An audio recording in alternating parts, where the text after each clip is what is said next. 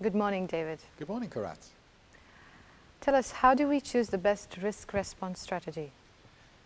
A good question, an important question, because the risk response strategy, when we implement it, is the thing which is actually going to manage the risk. So until we implement a risk response strategy, all we've done is identify and analyze and decide what we could do. Right. And then we implement the risk response strategy, and then we manage the risk. So we need to choose the right one. If we chose the wrong risk response strategy, then maybe we don't change the risk at all, or actually we could make things worse if we choose something completely inappropriate. And certainly we could be wasting time and money. So it is important to choose an appropriate risk response strategy.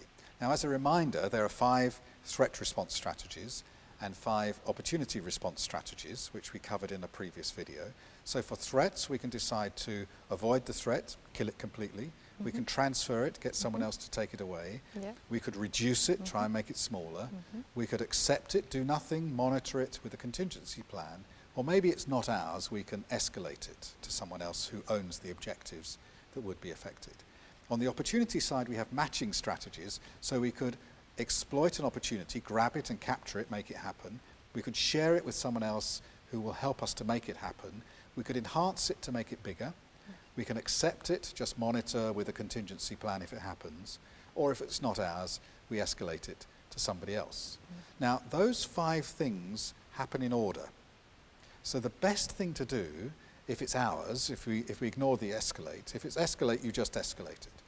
But if it's a big threat or a big opportunity, the best thing to do is obviously to avoid the threat and exploit the opportunity. Yeah. If we can't do those, the next best thing is to transfer or share, get somebody else to avoid it or exploit it for us. Yeah. If we can't do those, the next best thing is to say, let's make the threat as small as possible and the opportunity as big as possible. And the last response we want is to accept the risk if we have to. So there is a priority order amongst those different strategies. Start at the top and work down. Yes. But there's something else we need to think about. 2 factors, in fact. The first is cost effectiveness. We don't want to spend $1 million to avoid a threat which would only cost us $10,000. Yes. We don't want to spend $1 million to capture an opportunity that only saves us $10,000. We want to do it the other way around. Spend $10,000 in order to remove the threat of $1 million, or in order to capture the saving of $1 million. So it has to be cost effective. That means what we need to do is to measure the cost of the response and the cost of the impact, and look for the highest possible ratio of change in the impact to the cost of the response. So I might reduce the impact of a threat from $1 million to $500,000 by spending $10,000. That gives me a leverage or leverage. Yeah. So I reduce it by 500,000 and spend 10. So that gives me 50. Maybe I could reduce it from $1 million to 0 by spending 100,000. That will give me a leverage of 10. So which is the better response? It's the one with the higher leverage. Okay. Yes. So we can look at the saving or for the opportunity, or the removed penalty from a threat, and look for cost effectiveness. That's one thing. Yes. The other is risk effectiveness. So the risk is not just its impact. The risk is the probability and the impact combined. How big is the risk? Uncertainty that matters.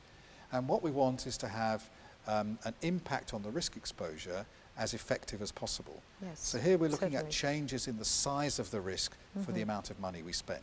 How much have we reduced the overall threat exposure, or how much have we increased the potential opportunity exposure for spending this money? So that's called risk efficiency. So we're looking, risk effectiveness. Yes, yes. So we're looking for cost-effective and risk-effective responses. So the first thing is to look down the list of the strategies in order. Yes. The second thing is to consider cost-effectiveness and risk-effectiveness. Yes. And then there's one last thing. In your question you said, which is the best risk response strategy? How do we choose the best one? Yes. There may not be one. It might be best for now, but if we try that and then it doesn't work, or it doesn't quite work as expected, we might want to do something later. So maybe we choose now to avoid a threat, but once we've tried to avoid it, we find we couldn't avoid it completely, then we have to maybe choose later to try and reduce it further. And maybe then later on we find we can't reduce it any further, so we have to accept it.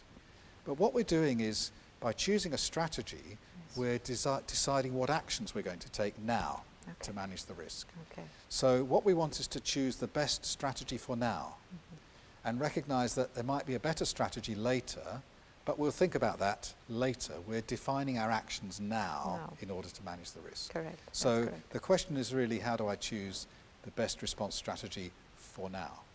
That's right. I like the whole thinking of being selective and tailoring, and not just saying one size fits all. This is the best. Everyone can go with it. Yeah, definitely, it makes a lot of sense for risk practitioners or even anyone else from any industry Yes. to see what's on hand and what suits best. Exactly. Which response strategy is the You best. must always make a choice. It's very, very dependent on the circumstance. Thank That's you, right. David. Thank It's a you very pleasure. much. Pleasure.